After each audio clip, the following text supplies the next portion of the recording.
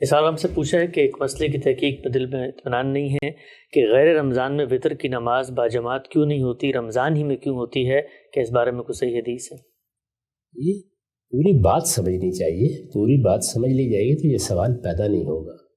تہجد کی نماز نفل نماز ہے، رسول اللہ صلی اللہ علیہ وسلم پر یہ نماز فرض کی گئی تھی۔ ہم مسلمانوں نے رسول اللہ کی اتباع میں اس کو پڑھنا شروع کیا۔ نفل نمازیں آپ تنہائی پڑھتے ہیں، عام طور پر ان کی جماعت نہیں کرائی جاتی۔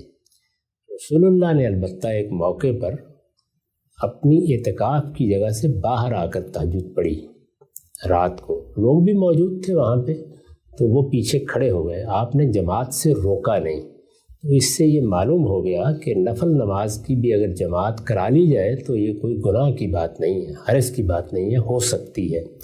تو یہ ساری باتیں خود رسالت مآب صلی اللہ علیہ وسلم کے ذریعے سے معلوم ہو گئیں۔ نفل نماز کو ہمیشہ کسی ایک طریقے پر پڑھا جائے گا، یہ تو تب ہوتا جب نفل نماز کو فرض کے طور پر باقاعدہ ایک سنت بنایا جاتا۔ نفل تو اس اصول پر پڑھے جاتے ہیں کہ اللہ کے پیغمبر نے ہمیں نماز سکھائی ہے، وہ فرض کی گئی ہے، وہ ہم پڑھتے ہیں، پھر اپنی طرف سے اپنے شوق سے نوافل پڑھتے ہیں۔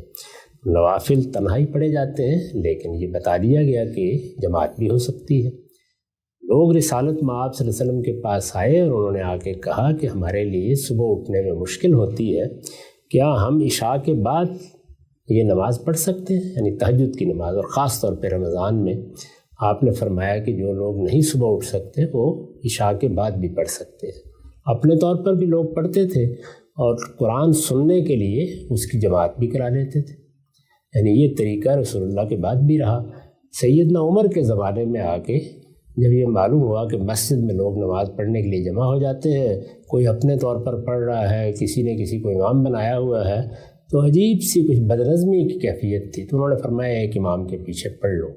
تو رمضان کے مہینے میں مسلمانوں میں یہ روایت قائم ہو گئی کہ وہ تہجد کی نماز عشاء کے بعد پڑھتے ہیں، جس کو تراویح کہتے ہیں، اور پوری تہجد کی نماز جماعت کے ساتھ پڑھتے ہیں۔ جماعت کے ساتھ پڑھنا ممنوع نہیں ہے، لیکن عام دنوں میں تہجد کی نماز جماعت کے ساتھ کیوں پڑھی جائے؟ اس لیے کہ عام دنوں میں اگر وہ جماعت کے ساتھ پڑھی جائے گی تو پھر تو فرض نمازوں کا حصہ بن جائے گی۔ تو یہ نفل نماز کا رمضان میں خصوصی اہتمام لوگوں نے کیا۔